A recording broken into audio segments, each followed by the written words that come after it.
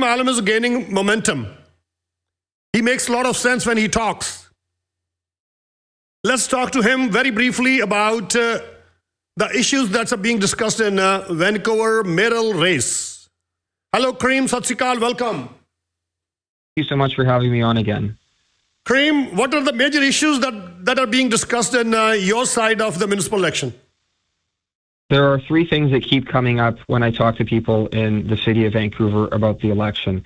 The first thing is housing. There is no slower place on planet Earth to build a high-rise than it is in Vancouver. It takes 8 years to build a high-rise in Vancouver.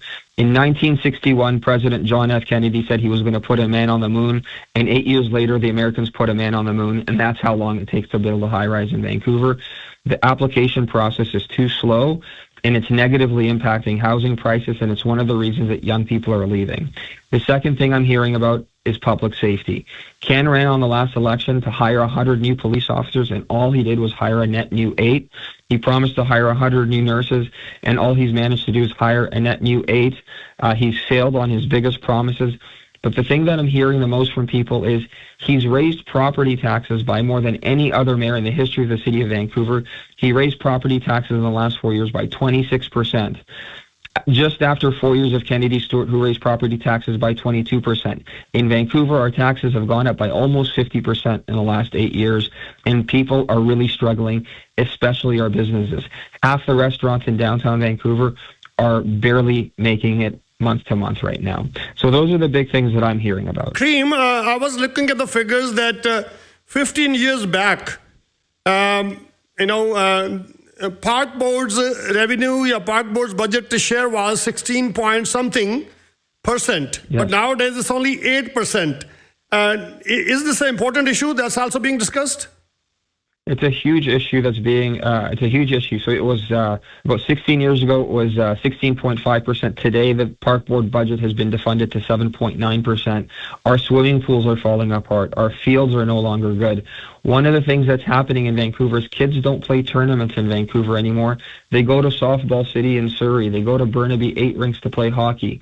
The underinvestment that we've made in our community centers, at our parks, at our facilities, even our beloved seawall here in Vancouver. There's parts of the seawall that's falling in the ocean because the park board hasn't been given the budget to maintain it. Pretty interesting, because while we discuss these kind of issues, we feel envious. And we always blame that Vancouver is getting the bigger share in everything. Maybe Vancouver is getting the bigger share of some of the federal dollars and some of the provincial dollars, but the city of Vancouver has not been efficient in doing what Surrey's been doing, which is building new community centers, building new parks, building new theaters. We haven't built anything new in 30 or 40 years here in Vancouver on the scale of what Surrey's building. Surrey's now going to bypass Vancouver as the largest city because Surrey is enabling a culture for people to innovate, for people to build. It's making it easier for people to do business than it is here in Vancouver. One of the things that I'm a big champion for, and one of the things that Surrey mayors have been a champion for, is the importance for SkyTrain. Everywhere you drive around in the Lower Mainland now, it's getting more and more congested. I want to see the province of British Columbia invest in building a SkyTrain line out to UBC, but more importantly, and just as importantly, we need to see a SkyTrain line down King George Highway. King George Highway now has the highest level of density in all of British Columbia without its own SkyTrain line. Our economy regionally is dependent on the transportation sector, whether it's rail, the port, the airport. Getting cars off of roads, getting people into SkyTrain will make our goods movement corridor more efficient. It will make us more competitive against the Port of Seattle and the Port of LA. So these are things that I see allyship in, advocating with Surrey. Between Vancouver and Surrey, we have 49% of the votes at Metro Vancouver. We have 49% of the votes at TransLink. So together, a strong mayor in Vancouver and a strong mayor in Surrey can get these things done. Kareem, I'm running short of time, but lastly, I want to ask that you just mentioned swimming pools.